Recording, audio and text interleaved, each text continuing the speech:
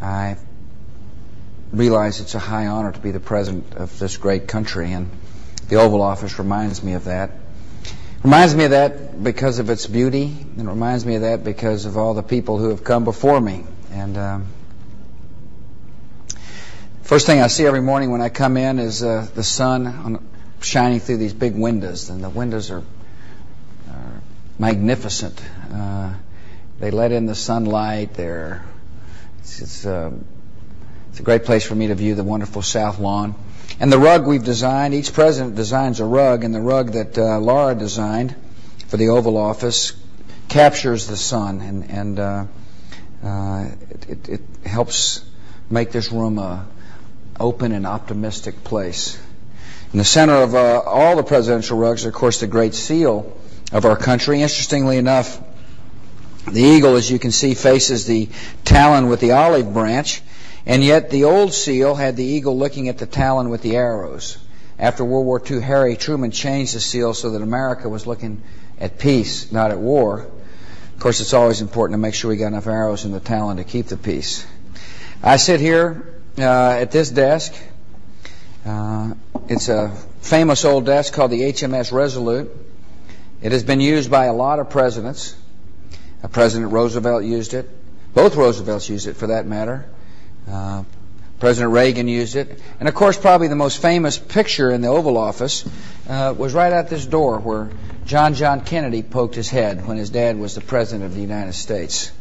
This door, by the way, was put on the desk by Franklin Roosevelt to uncover his infirmities. I love the ornate nature of the desk. It's a beautiful piece of furniture, and it fits in nicely with the Oval Office.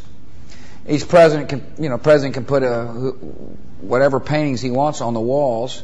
I've chosen some paintings that kind of reflect my nature. This is called A Charge to Keep I Have by W.H.D. Kerner. It's a Western painting. It shows a horseman charging up a steep cliff, determined to achieve an objective. The song is based upon a Methodist hymn, A Charge to Keep I Have, or a hymn. The painting is based upon a hymn called A Charge to Keep I Have, and it talks about serving something greater than yourself in life.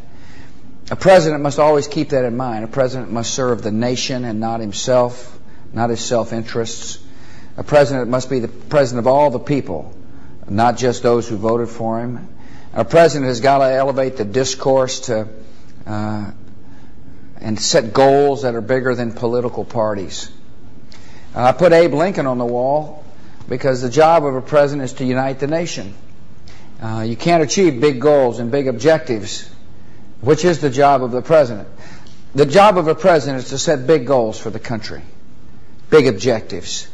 And in order to achieve those objectives, the country must be united.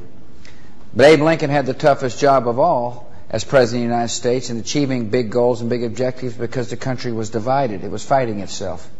And yet when you read his writings, he constantly thought about how best to keep the Union together. I've also got George Washington on the wall here.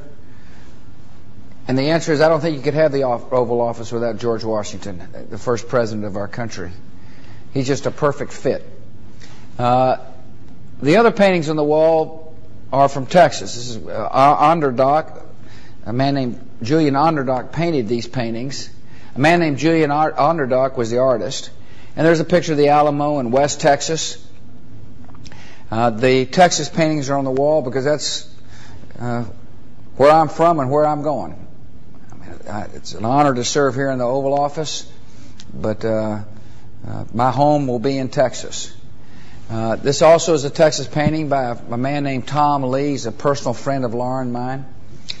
He passed away, unfortunately, this year. This painting here is by Tom Lee. He was a personal friend of Laura and mine. He was from El Paso, Texas. He wrote this about at one time. Tom wrote this. He said, "Sarah and I live on the east side of the mountain. It is the sunrise side, not the sunset side. It is the side to see the day that is coming, not to see the day that is gone." I love that quote because it is a president must see a day that is coming, not the day that is gone. The president has got to see a better day for America.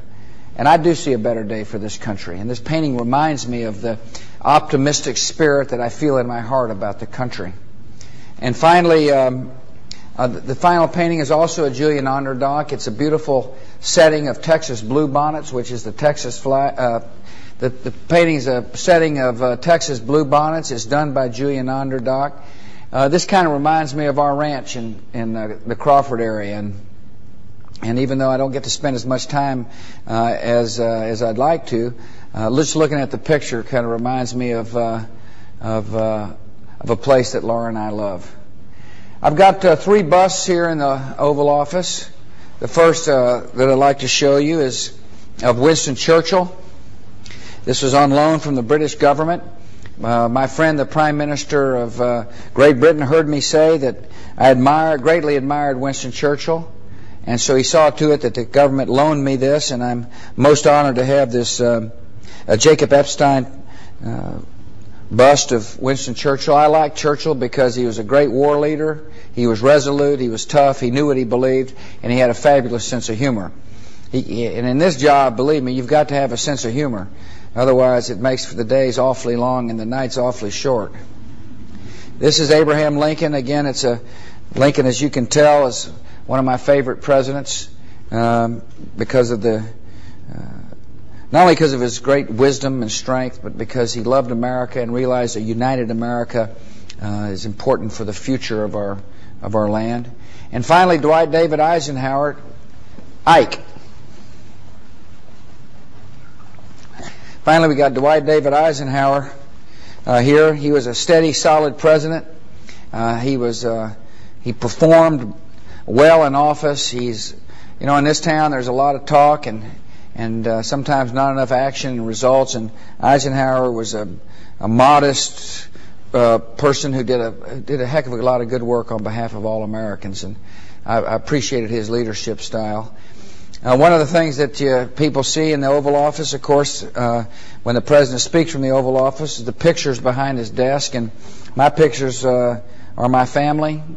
The pictures I have behind my desk are of my family, because my family is a priority in my life. And they've got pictures of our girls, pictures of the First Lady.